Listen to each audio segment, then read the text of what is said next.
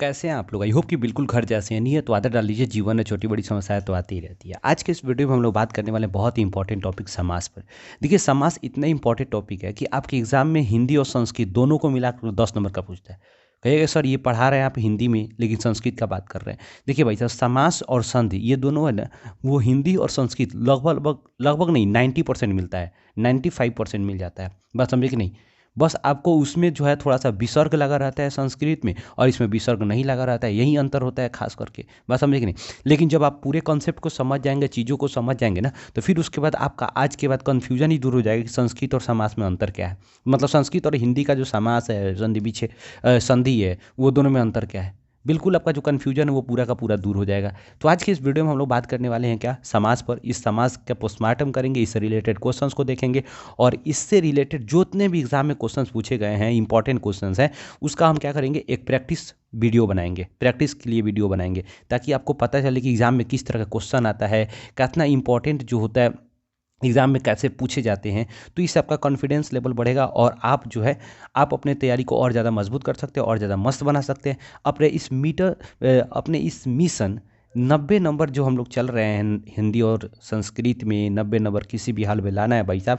बिल्कुल मेरे साथ बने रहिए, एक एक चीज़ को हम लोग उस पर देखेंगे, उस पर विचार करेंगे, उसका पोस्टमार्टम करेंगे, ताकि मार्क्स जो है हिंदी का संस्कृत का अच्छा आ सके हमारे मैट्रिक बोर्ड में। ठीक है ना? तो चलिए हम लोग बिना किसी समय गंवाए मिल के मचाते हैं बवाल विद बहुत सारा सवाल। पहले हम इसको समाज को समझते हैं, इसकी परिभाषा समझेंगे, इसके प्रकार समझेंगे, फिर उसके बाद एक एक करके हम सारी चीज़ों को देखेंगे, और उसके बाद पहचानने का तरीका सीखेंगे कि किस तरह वाक्य में, अगर मान लीजिए एग्जाम में पूछता है, तो कैसे आप समास चुटकियों में यूँ आप क्या कर सकते हैं, पहचान सकते हैं कि ये किस प्रकार का समास है। ठीक है ना?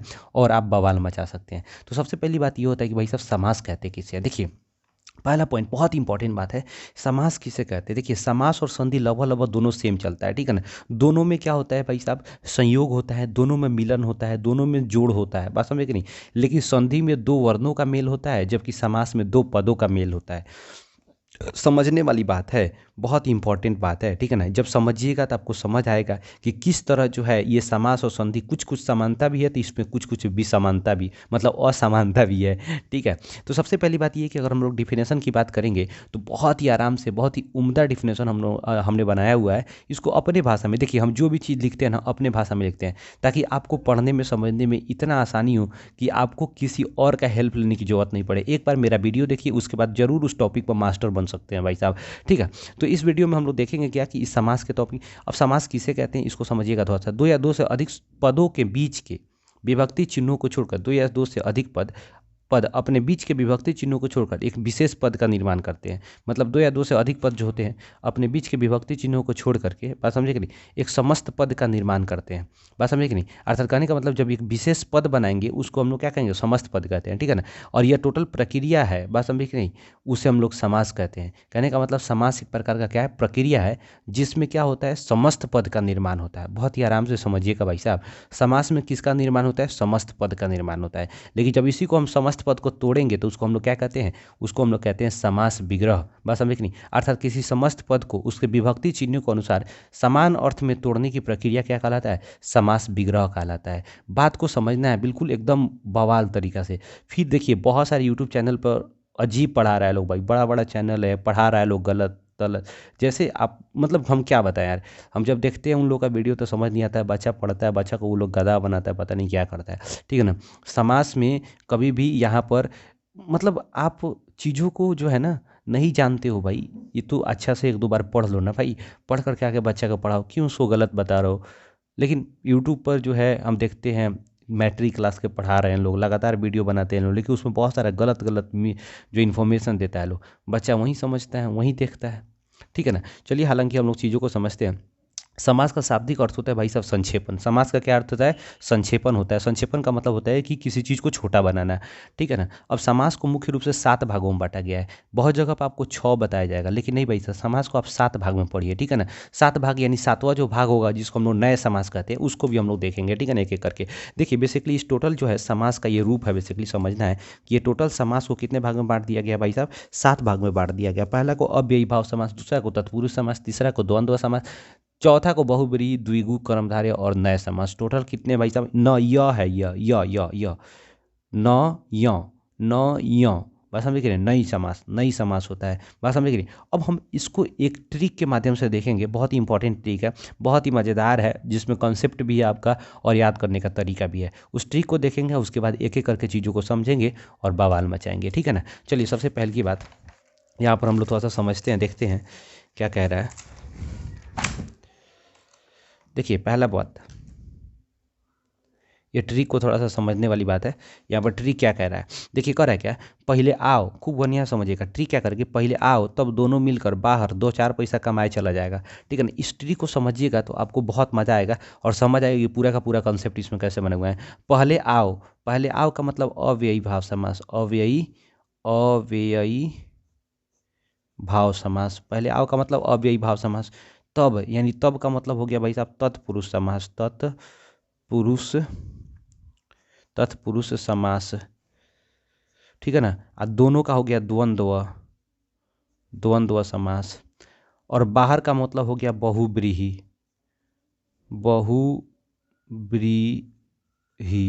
बहुब्रीहि समास, ठीक है ना। 2-4 पैसा का मतलब जो हम कहते हैं, दूगो पैसा ते द्विगु कमाए का कर्म धारय, ठीक है ना। सातवां में आप याद रखिएगा नए समास, जो नकारात्मक अर्थ देता है। अब देखिए गौर से समझिएगा इस ट्रिक को तो समझ आएगा आपको। देखिए क्या कह रहा है कि पहले आओ, यानी कहने का मतलब पहले आओ, यानी आओ का पहला पद प्रधान होगा, मतलब अव्ययी भाव समास। अव्ययी भाव समास का पहला पद, या इसी को कहीं कहीं कहेगा क्या, पूर्व पद एग्जाम में पूछ देता है कि किस समास, यदि किस समास में पूर्व पद प्रधान होता है तो अव्ययी भाव समास में। कहेगा तब का मतलब बाद वाला पद प्रधान, तब बादी में ना आता है भाई साहब, तो तब का मतलब तत्पुरुष समास, ठीक है ना, जिसका बाद वाला पद है अर्थात उत्तर पद प्रधान हो। इसमें क्या होगा, उत्तर पद प्रधान हो। एग्जाम में पूछ देता है किस समस्त पद का उत्तर पद प्रधान या किस समास का उत्तर पद प्रधान होता है, बात समझे कि नहीं, तो तत्पुरुष समास में। दोनों का मतलब द्वंद्व समास, बात समझे कि नहीं, दोनों यानी द्वंद्व समास, जिस समस्त पद का दोनों पद प्रधान होगा उसे हम क्या कहेंगे भाई साहब, द्वंद्व समास कहेंगे। या फिर सभी पद प्रधान होगा तो उसे हम द्वंद्व सब, दोनों या सभी, दो पदे होता है तो दो बोलिए चाहे सभी बोलिए, इसलिए द्वंद्व पद। दूसरा कह रहा है क्या कि मैक्सिमम में 2 पद होता है, बहुत बार क्या होता है कि वो 2 पद के रूप में हम लोग नहीं भी देखते हैं, तो इसलिए इसको यही हम समझिए कि 2 ही पद होता है, ठीक है ना। लेकिन मैक्सिमम सामान्यतः 2 पद ही हम लोग कहते हैं। कह रहा है बाहर का मतलब बहुब्रीहि का मतलब जिसका बाहर वाला पद प्रधान हो या अन्य पद प्रधान हो। इस समस्त पद में से कोई पद प्रधान नहीं हो, अर्थात उसका अलग अर्थ निकलेगा, बात समझ नहीं, अलग उसका क्या, और उसका जो है पद आएगा, उसके बारे में पता चलेगा किसी के बारे में, तो बहुब्रीहि समास। दूसरा कर रहा है 2-4 पैसे, यानी 2-4 क्या है, संख्या का बोध करा रहा है, बात समझते। द्विगु समास, जिसका प्रथम पद संख्यावाची विशेषण की तरह, मतलब संख्यावाची विशेषण हो, उसे हम लोग द्विगु समास कहते हैं। छठा जो है कर्मधारय समास, मतलब जिसमें विशेषण और विशेष्य दोनों का क्या हो, संयोग हो, विशेषण हो और विशेष्य दोनों हो, अर्थात किसी की जो है विशेषता के बारे में बताया गया हो या किसी की तुलना किया गया हो, बात समझे कि नहीं, विशेषता या तुलना, तो उसे हम लोग कहेंगे यहाँ पर कर्मधारय समास। और नए समास तो आपको पता ही है, जो निगेटिविटी का अर्थ देता है, निगेटिव अर्थ देता है, बात समझ उसे नए समास कहते हैं। अब हम लोग जो है ना एक एक चीज़ को समझेंगे, अव्ययी भाव समास क्या है, फिर उसके बाद देखेंगे चीज़ों को एक एक करके, मज़ा आने वाला है। आप देखिएगा पहले क्या करें कि अव्ययी भाव समास क्या है, तो ऐसा समस्त पद जिसका पहला पद, ये देखिए पहला पद यानी पूर्व पद, पहला पद यानी पूर्व पद प्रधान होगा, ठीक है ना। जिसका पूर्व पद प्रधान होता है उसे हम लोग क्या कहते हैं भाई साहब, अव्ययी भाव समास कहते हैं, अव्ययी भाव समास कहते हैं। आई थिंक यहाँ पर तो बात समझ आ गया, ठीक है ना। अब इसको एक ट्रिक के माध्यम से समझिए कैसे पहचानिएगा कि किस समस्त पद का उदाहरण है। देखिए किसी भी अगर शब्द अति माने समस्त पद हो, कोई भी समस्त पद हो, देखिए ये सब समस्त पद है, ये सब देख रहे हैं ना, ये सब का सब समस्त पद है। तो अगर किसी समस्त पद में पहला अक्षर, मतलब पहले जो है, यदि यथा लगा हो, उप लगा हो, बे, बा, अनु, स, अ, प्र, आ, इसके अलावा प्रति भी होता है, बात समझे कि नहीं, प्रति, बात समझे कि नहीं, तो इस तरह का कोई अगर वर्ड लगा हो तो तुरंत समझ जाइएगा कि अव्ययी भाव समास का ये उदाहरण है, बात समझे कि नहीं। जैसे कि आपको यहाँ पर ऑलरेडी उदाहरण दिया हुआ है, इस चीज़ को समझिएगा, इस चीज़ को पढ़िएगा तो आपको यह क्या हो जाएगा, क्लियर हो जाएगा, बात समझे कि नहीं। इसका एक ट्रिक भी होता है, जैसे कि कैसे आप इसका जो है विग्रह कीजिएगा, जिसमें यथा लगा रहेगा उसको आप लिखिएगा डैश, मतलब कि डैश के अनुसार, अब डैश के अनुसार का मतलब क्या होता है, यानी यथा का अर्थ हो गया डैश के अनुसार, यानी डैश में यथा के बाद वाला वर्ड को रखना है। जैसे देखिए संभव के अनुसार हम बोलेंगे यथाशक्ति, तो यहाँ पर डैश के जगह पर शक्ति लिख देंगे, ठीक है ना, क्योंकि यथा का अर्थ हो गया डैश के अनुसार, तो यथा के जगह पर डैश के जगह पर शक्ति रखेंगे तो शक्ति के अनुसार हो जाएगा। बोलेंगे यथा यथा समय, समय के अनुसार, बात समझे कि नहीं। तो इस तरह क्या होगा कि ये एक उदाहरण है, आप देख सकते हैं यहाँ पर चीज़ों को समझ सकते हैं, आपके पास सामने है उदाहरण, इसको पढ़ लीजिएगा समझ आ जाएगा। पहचान का याद रखिएगा, जिसके पहले ये सब लगा रहेगा उसको हम अव्ययी भाव समास कहते हैं। ये बहुत ही इंपॉर्टेंट चीज़ है, इसको देखिएगा समझ लीजिएगा। देखिए समास बहुत ही इंपॉर्टेंट है, मन लगा के देखिए समझिए तो आपको 10 नंबर तक का क्लियर हो जाएगा, ठीक है ना, बवाल मचा सकते हैं भाई साहब, ठीक है। एक एक चीज़ को बार बार हम कह रहे हैं कि भाई ये बहुत इंपॉर्टेंट है, इसको आपको याद करना है, इसको समझना है, बहुत ज़रूरी है, ठीक है। अब दूसरा हम लोग देखते हैं क्या कह रहा है, कि दूसरा कह रहा है भाई साहब कि अव्ययी तत्पुरुष समास, अव्ययी भाव समास तो हम लोग देख लिए, जिसका पूर्व पद यानी प्रथम पद प्रधान होता है। दूसरे का में हम लोग देखें तत्पुरुष समास, यानी जब दूसरा नंबर में आया तो दूसरा पद प्रधान यानी उत्तर पद प्रधान, जिसका अंतिम पद प्रधान या उत्तर पद प्रधान होगा, उत्तर पद। देखिए वर्ड को याद रखिए, क्योंकि वर्ड हम इसलिए ये सब बताते हैं ताकि आपके एग्जाम में काम आए, क्योंकि एग्जाम में ये सब वर्ड यूज करता है, ठीक है ना। तो ये जो है ना आपको कैसे एग्जाम में अच्छा मार्क्स लाना है, ये सारा का सारा तरीका जो है ना भाई साहब, ये छोटी छोटी बातें जब जानेंगे जब सीखेंगे तब आपको समझ आएगा। तो कह रहा है तत्पुरुष समास वैसा समास पद जिसका अंतिम पद या उत्तर पद, बात समझे कि नहीं, प्रधान होता है, उसे हम लोग क्या कहते हैं, उसे तत्पुरुष समास कहते हैं। अब देखिए तत्पुरुष समास में क्या होता है बेसिकली, इसमें हमेशा याद रखिएगा कारक का विभक्ति चिन्ह छुपा होता है, बात समझे कि नहीं, कारक का विभक्ति चिन्ह, कारक का विभक्ति चिन्ह छुपा होता है, विभक्ति चिन्ह। इसी कारक के अनुसार अगर हम लोग कारक देखेंगे हिंदी में तो 8 प्रकार का होता है, तो केवल संबंधन मतलब संबोधन को छोड़ा करके, बात समझ कितने 7 प्रकार के हुआ ना। तो यानी कहने का मतलब कारक के विभक्ति चिन्ह जब इसमें छुपा रहेगा, इसका मतलब जो है 7 प्रकार का कारक होता है, तो इसमें कर्ता कारक का छोड़ करके बाकी जो है 6 प्रकार बचा, यानी जो टोटल अगर हम लोग बात करें तत्पुरुष समास तो मोटा मोटी ये 6 प्रकार का होता है। किसके अनुसार, कारक के अनुसार, कारक के विभक्ति चिन्ह के अनुसार। अब देखिए कह रहा है क्या, चिड़िया को मारने वाला, यानी को विभक्ति चिन्ह यहाँ लगा हुआ है, यहाँ से विभक्ति चिन्ह, यहाँ से के लिए विभक्ति चिन्ह, के लिए का में का, ये सब जो विभक्ति चिन्ह लगा हुआ है उसी के हिसाब से ये प्रकार भी हो जाएगा तत्पुरुष समास का, बात समझे कि नहीं। लेकिन अब बात ऐसा आता है कि भाई साहब आपको तो दिया रहेगा समस्त पद, ये वाला पद दिया रहेगा, बस समझ नहीं, ये समस्त पद के अनुसार आप कैसे समझिएगा कि तत्पुरुष है, अव्ययी भाव है, द्वंद्व है, द्विगु है, क्या है, कैसे समझिएगा। इसके लिए तो ट्रिक होना चाहिए ना, यूट्यूब पर बताया हुआ लोग कि जिसमें कारक चिन्ह छुपा होता है। अरे भाई साहब ये क्या बात है, ये बात को समझिए कैसे आप पहचानिएगा। देखिए हमेशा ध्यान रखिएगा कि जिस समस्त पद में, बात समझिए कि नहीं, जिस समस्त पद में क्या होगा कि कोई ना कोई उसका अंतिम पद जो होगा, अंतिम पद, बात समझे कि नहीं, अंतिम पद उसके किसी न किसी कर्तव्य को बताता होगा, बात समझे कि नहीं, उसके किसी न किसी मतलब कि एक तरह से कहिए तो विशेषता तो आप नहीं कह सकते, विशेषता भी कह सकते हो, बात समझे कि नहीं। एक तरह से आप ये भी कह सकते हो कि उसके मतलब कि मुख्य कर्म को बता रहा होगा, बात समझ के नहीं, उसके मुख्यता को बता रहा होगा, बात समझ के नहीं, कि किस चीज़ के लिए वो मुख्य है, बात समझ के नहीं। जैसे कर्महीन, मतलब कर्म तो सबके, मतलब कर्म तो एक बड़ी सामान्य चीज़ हो गया, हीन का मतलब वो कर्म से हीन है, बात समझ के नहीं, उसके पास कर्म नाम का कोई चीज़ ही नहीं, वो काम ही नहीं करता है। देह चोर, बात समझे कि नहीं, देह चोर, वह देह से चोर है, यानी मेन जो मुद्दा है इसका मेन जो है ये चोर है। इस पूरे के पूरे शब्द का जो समस्त पद है उसका मेन जो शब्दांश है वो चोर है, यहाँ पर हीन है। इसी से पूरे के पूरे अर्थ का जो है वैल्यू पता चल जा रहा है। कर्महीन, बात समझ कि नहीं, कर्मयोगी, देखिए तो हीन बदला तो अर्थ बदल जाएगा। प्रधान, देखिए प्रधान का मतलब क्या होता है कि वो अगर रहेगा तो चलेगा ठीक, वो नहीं हटेगा तो पूरा का पूरा अर्थ बदल जाएगा, मतलब वो हट गया अगर वाक्य में से तो पूरा अर्थ बदल जाएगा। तो कभी भी वाक्य में ऐसा देखा जाता है कि किस शब्द को आप हटाने पर इसका अर्थ बदल रहा है। जेब खर्च, बात समझे कि नहीं, तो यहाँ पर देखिए जेब खर्च, जेब कतरा, बात समझे कि नहीं, तो जेब काटने वाला मतलब जेब कतरा कहते हैं। जेब खर्च यानी जेब को, मतलब जेब के लिए खर्च यानी अपने लिए जो मनी आता है, आपको पॉकेट मनी मिलता है, उसके बारे में बताया जा रहा है। सभापति यानी सभा का मुख्य, मतलब कि अध्यक्ष कह लीजिए, पति, मतलब पति का मतलब क्या होता है कि उसका अध्यक्ष को बोला जाता है, जिसको सभा अध्यक्ष, सभापति, सभा महोदय, बात समझे कि नहीं।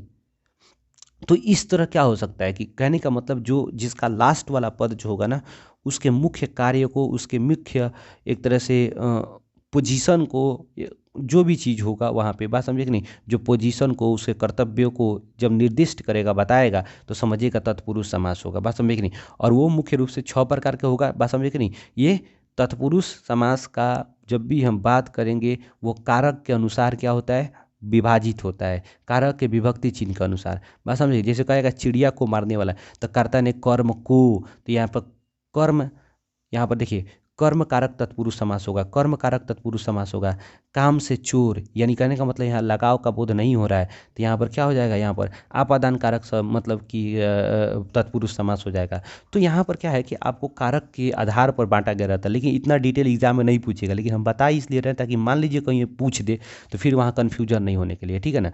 तो यहाँ पर आप देखिए, अगर ये वाला बात कुछ कन्फ्यूजन, मैक्सिमम बच्चा को कन्फ्यूजन इसी में होता है, मैक्सिमम एग्जाम में क्वेश्चन यही पूछता है, ठीक है ना। जब देखिए जब पूरा का पूरा पार्ट पढ़ लेंगे ना, तो आपको समझ आएगा कि आखिर यहाँ डिफरेंस क्या है। क्योंकि मान लो एक ये चीज़ नहीं समझ आ रहा है, लेकिन बाकी सभी प्रकार अगर अच्छे से समझ आ रहा है, तो उसमें जब ऑप्शन देगा तो आप छांट सकते हैं ना कि भाई देखो ये द्वंद्व समास नहीं होगा, द्विगु समास नहीं होगा, अव्ययी भाव समास नहीं होगा, तो लास्ट में बचा तत्पुरुष, तो तत्पुरुष समास होगा, सिंपल बात है। जब बाकी सब चीज़ को समझ जाइएगा तो एगो को तो छांट ही सकते हैं आप, बात समझ नहीं, कि बाकी सबको जब पहचान लेंगे, एगो नहीं पहचान रहे तो वही आंसर होगा, सिंपल बात है, ठीक है ना। तो आई थिंक यहाँ पर आपको समझ आया होगा, ठीक है ना। दूसरा करें द्वंद्व समास। द्वंद्व समास में क्या होता है, जिसका दोनों पद प्रधान होता है, यानी सभी पद प्रधान होगा, जिसका सभी पद प्रधान यानी दोनों पद प्रधान होगा। इसमें कुछ नहीं रहता है, बात समझे कि ना, आप ध्यान दीजिएगा। इसमें क्या होगा कि एक तरह से अपोजिट वर्ड रहता है या फिर समान अर्थ में रहता है, बात समझ गए। लेन देन, तो लेने का उल्टा देना हो जाएगा, बात समझ गए। माँ बाप, बात समझे। आग पानी, स्त्री पुरुष, आय व्यय, बात समझ नहीं। तो एक तरह से विपरीतार्थक शब्द एक दूसरे से जुड़े होंगे, या फिर कोई कभी कभी समान शब्द भी जुड़ जाते हैं, बात समझे कि नहीं। तो यहाँ देखिए इसमें कुछ नहीं करना है, जो बीच में डैश लगा रहता है उसको उसको और में बदल देना है। पिता और पुत्र, दाल और भात, राधा और कृष्ण, कभी कभी ये बीच में डैश नहीं रहता है, बात समझे कि नहीं। तो ऐसा कभी कभी आता है, हमेशा नहीं आता है, ठीक है ना। जैसे राधा और कृष्ण, घर और द्वार, एड़ी और चोटी, गौरी और शंकर, हार और जीत, कुछ नहीं करना है, बीच में और लगा देना है दोनों के शब्द में, बात समझ आया। तो उसको आप विग्रह कर लेंगे, तो उसे हम द्वंद्व समास कहते हैं। इसके पहचानने का तरीका ये होता है कि जिसके बीच में क्या रहता है भाई साहब, ये क्या होगा भाई साहब, ध्यान रखिएगा।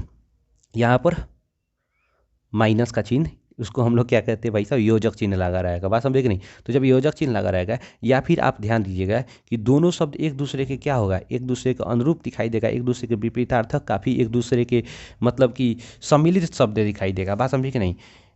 जिससे कि हम लोग कह सकते हैं युग्म शब्द, बात समझे कि नहीं।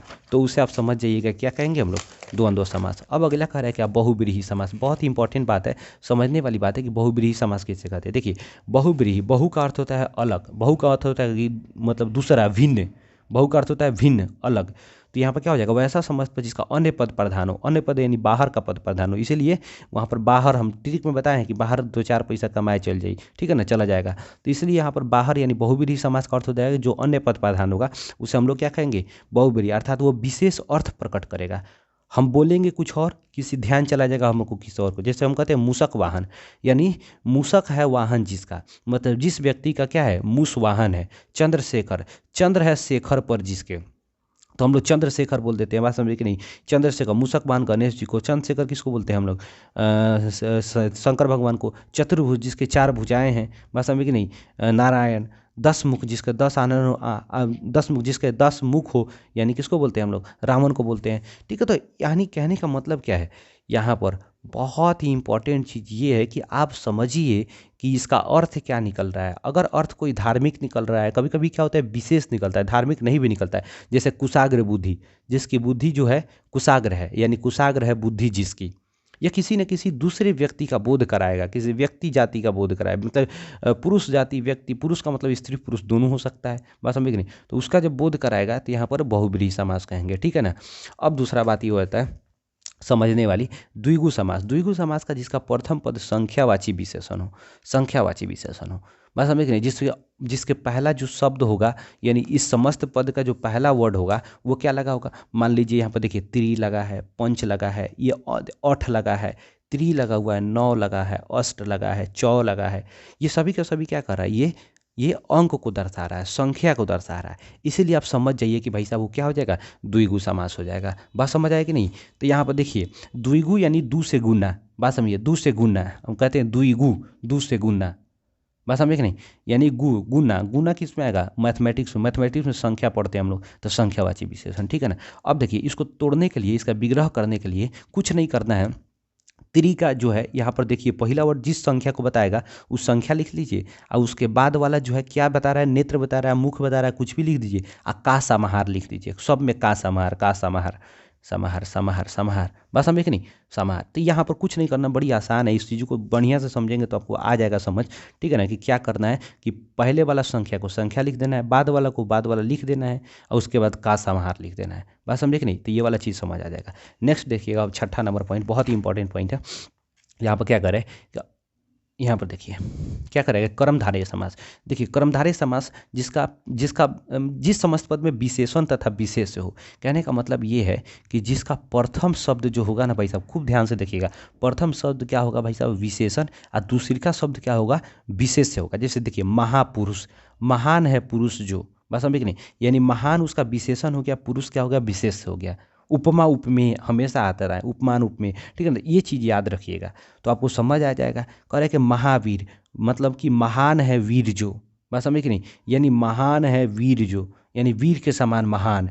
ऐसा भी तो हो सकता है जब तोड़े जाएंगे तो वीर के समान महान। तो यानी पहला पद अगर विशेषण हो, अब बाद वाला शब्द क्या है, विशेष्य हो, विशेष्य का मतलब कोई संज्ञा हो, ठीक है ना, तो आप समझ जाइएगा कि ये क्या है, कर्मधारय समास है। जैसे परमात्मा, परम का मतलब होता है सबसे ऊंचा, बात समझे कि नहीं, सबसे योग्य, तब परम आत्मा, बात समझे कि नहीं, परम है आत्मा जो, श्याम सुंदर, श्याम के जैसा सुंदर, बात समझे कि नहीं। तो यहाँ पे देखिए अब आपको कभी कभी क्या हो जाएगा ना यार, श्याम सुंदर, यानी कहने का मतलब ये श्याम जो है, ये श्याम जो है विशेषण सुंदरता के लिए यूज किया गया है, और सुंदर किसी व्यक्ति के लिए यूज किया गया है, बात समझे कि नहीं।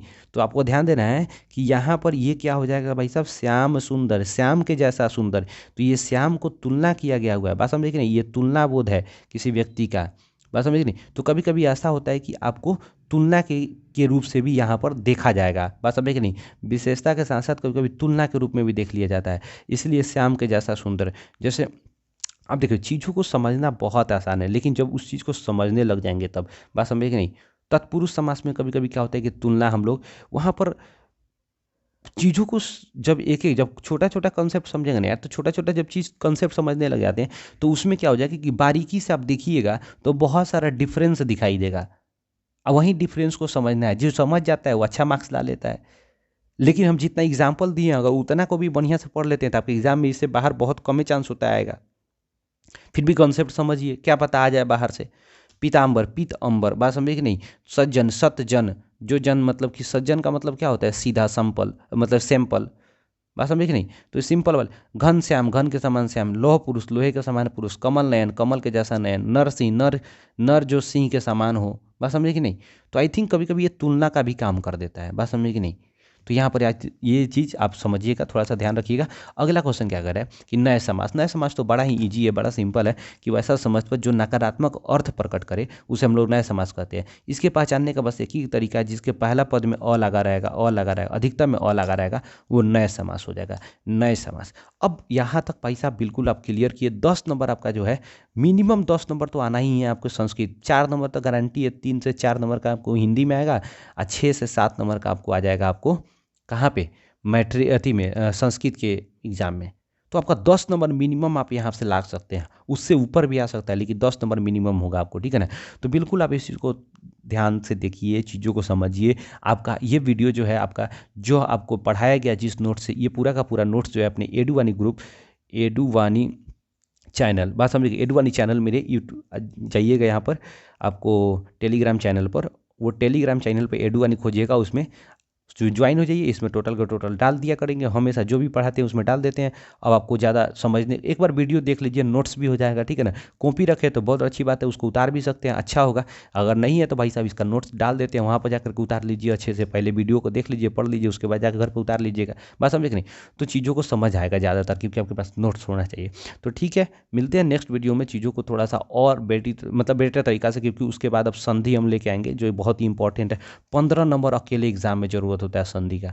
एग्जाम हिंदी के एग्जाम में लगभग 5 से 6 नंबर का पूछेगा, और मैथ जो संस्कृत होता है उसमें मिनिमम 8 से 10 नंबर का क्वेश्चन पूछता है केवल संधि से, बात समझ नहीं। तो संधि को भी इसके बाद लाते हैं, उसको देखते हैं, उसके प्रैक्टिस वर्क को लाते हैं। अब इसका जो होगा हम क्या करेंगे, एक हम इसका एक पीपीटी बना करके, पीपीटी मतलब क्या होगा कि आपको एक लैपटॉप पर क्या करेंगे, इसका प्रैक्टिस वर्कबुक हम करा देंगे, ठीक है ना, जो एग्जाम में क्वेश्चन पूछा हुआ है, तो आपको कन्फ्यूजन जो होगा पूरा दूर हो जाएगा।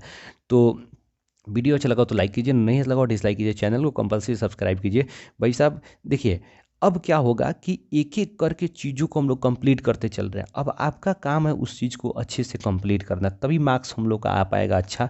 90 नंबर आपका जो सपना है भाई साहब वो पूरा हो सकता है। तो चलिए, पढ़ते रहिए, हंसते रहिए, मुस्कुराते रहिए। मिलते हैं नेक्स्ट वीडियो में एक अच्छे से वीडियो के साथ। तब तक के लिए जय हिंद।